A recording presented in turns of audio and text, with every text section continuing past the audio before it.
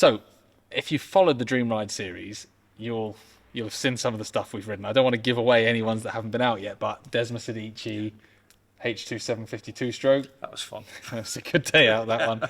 RG 500. Like, we've ridden some incredible machines. Dream rides that really are going to be a dream for a lot of people. That's right. And not that achievable. So I thought this time we'd take a different approach and ride a couple of bikes that aren't so miles up there in the stratospheric prices. They are very achievable cult bikes. That's not an original Fireblade, and that is not an original R1. These are the second generations. These are the forgotten siblings that I'm right in saying they're sort of 2/3 of the price of... That's right, they are. Yeah, Japanese classics. I mean, obviously these are the biggest sellers for the Hondas and the Yamahas, the R1 and the Blades, and so there's a hell of a lot of them on the road. To find ones in this kind of condition is quite rare now. So, but they're not expensive to buy. And the thing is, with them, you can actually use them. You can do a track day on them. You can go out, and if it did rain, you're not going to be crying thinking, "Oh, it's a Desmos Adichie. I'm going to have to," exactly. You can actually use them, enjoy them, and you can get parts for them easy enough. They're reliable because it's Japanese classic super bikes, and it's a good way of buying into the brand. You know what I mean? It's they're fantastic. I mean, 135 brake on this particular blade and 150 brake horsepower on the R1. I mean, you've got to remember the blade's been out since 1992. It's 30 years old, this bike. It's crazy, and the R1's been out since 97, and they are the biggest seller really for Honda and Yamaha. And for me, these bikes are classic bikes of that era. There's lots of people now, my age and up a little bit upwards, where you grew up looking at these. Steady. You grew up looking at these. I grew up. Yeah, I'm a southerner, so it was Box Hill car park. Yep. I'm sure there's a Sheffield equivalent of a cafe you all went to. Yeah, of course. And this is what the car park looked like. Yeah, proper hooligan bikes of the time. So I really don't think we need to spend hours talking about the intricacies of these two bikes, because for me, the whole point of this is these are two really beautiful, really nice classic sports bikes that you can get into for sensible money and not leave in a garage, not just polish, go out and enjoy the damn things. Yeah, definitely. And I think we should do that. I think me and you need to go out on these and enjoy them both and have a proper shootout. Done. Let's go.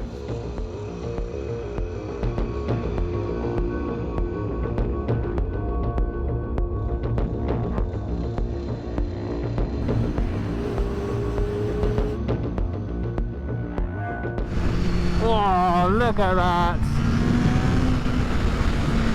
Honda Fireblade. On this week's episodes of bikes my dad had.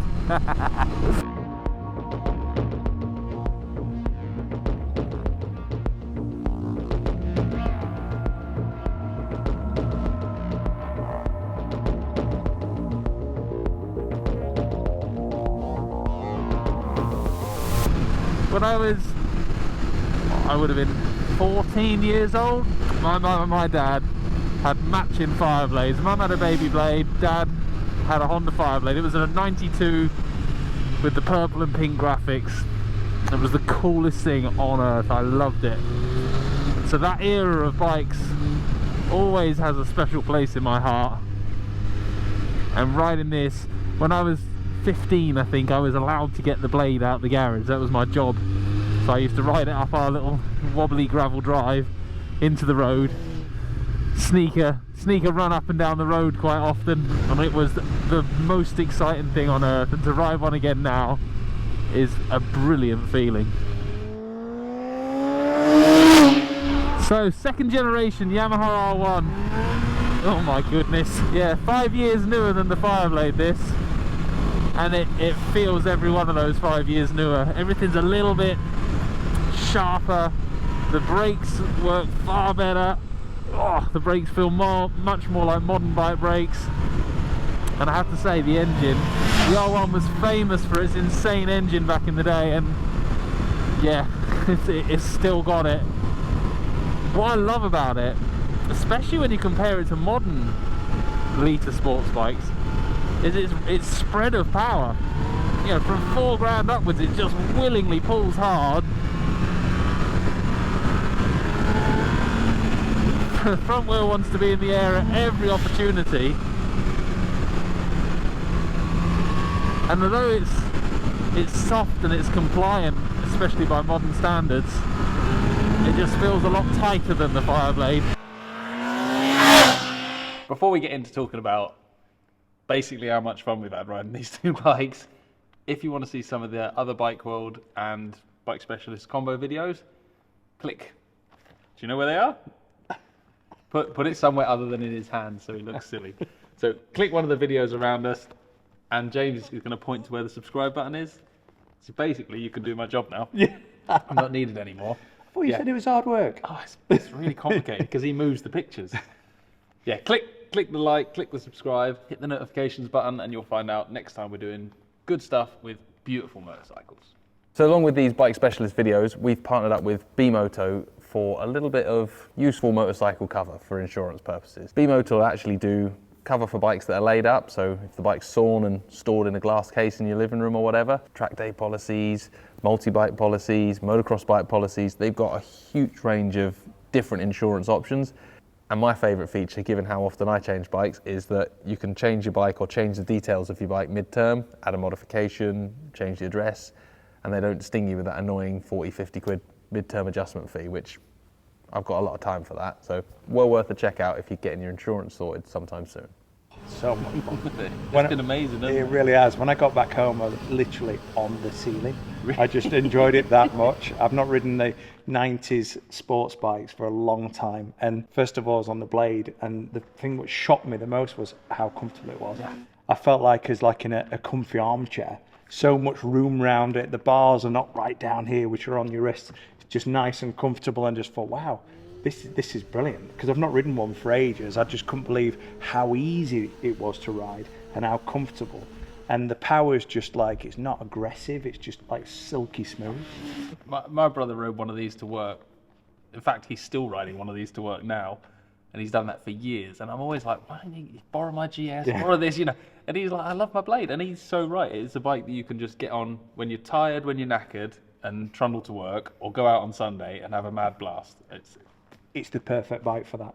And also, what amazing value these are. I mean, these are like phenomenal. 7,000-8,000.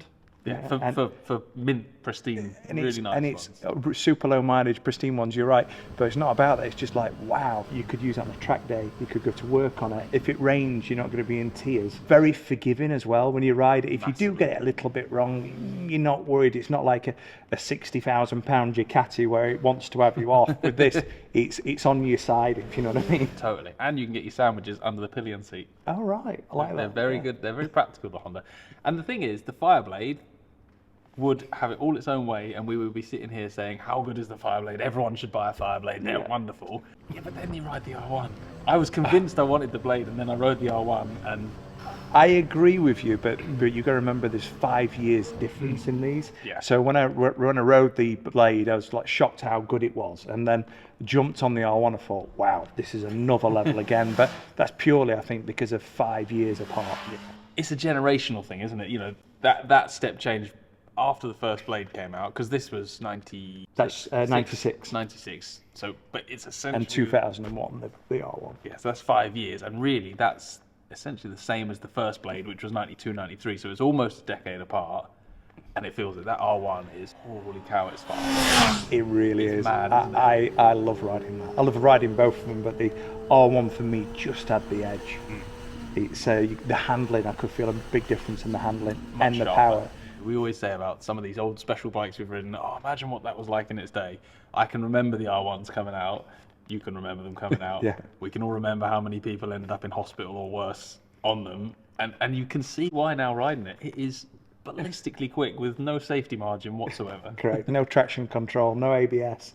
It's the real deal to ride. They really are. And like we've hit the nail on the head, they're just so much fun.